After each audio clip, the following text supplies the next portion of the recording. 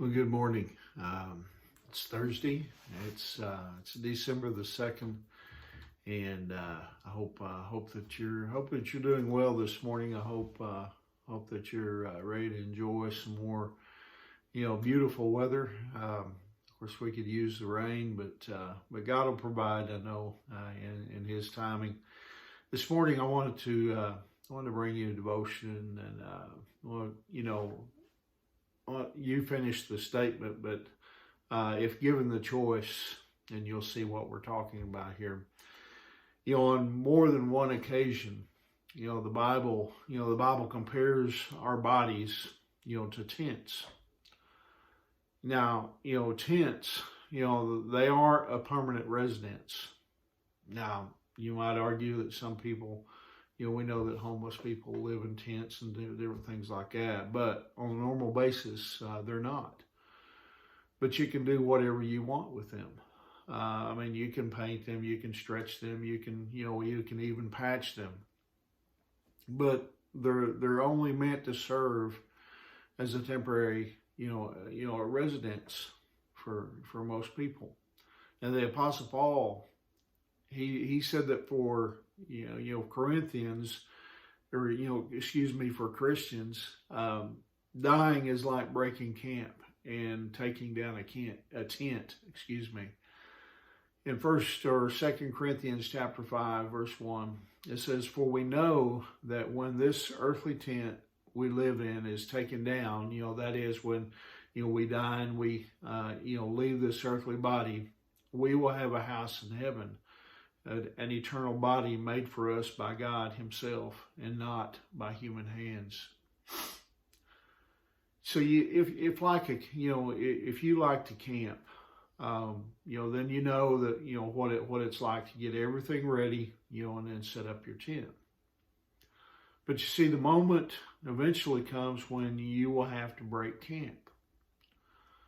See, Paul, he told the believers in Philippi, in Philippians chapter 1, verse 21, he said, "For to me to live is Christ and to die is gain." And then verse 23, he said, "For I'm hard pressed between the two, having a desire to depart and be with Christ, which is far better."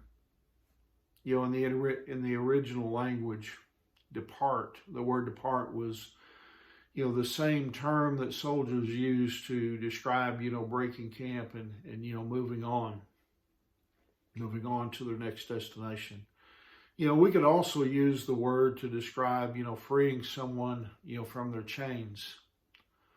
And for a believer, you see, that's what death is like. We're freed of those chains. And then lastly, the word depart could describe untying a boat from its moorings.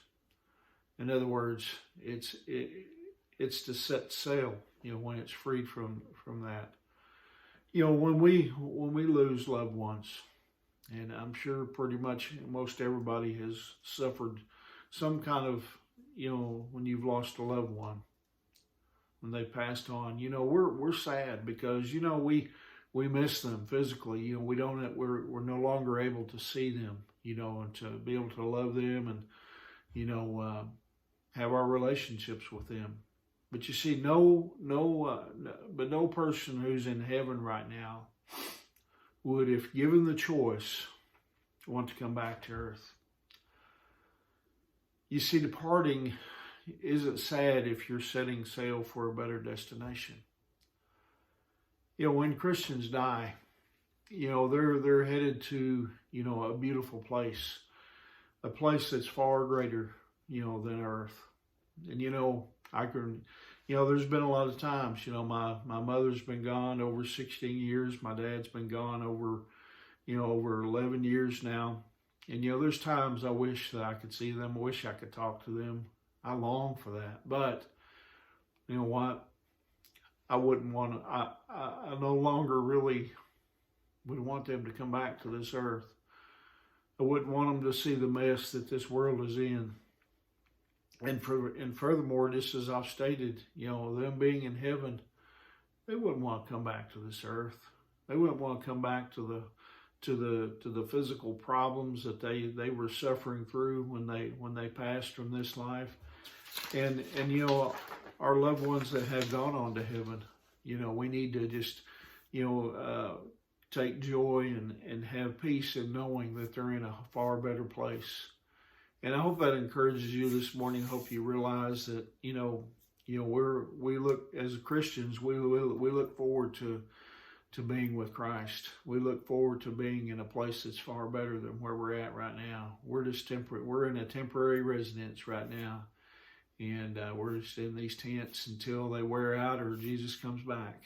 And anyway, hope you have a great day. Remember, Angie and I, we love you guys and we're praying for you. And Lord willing, I'll see you tomorrow morning. God bless you.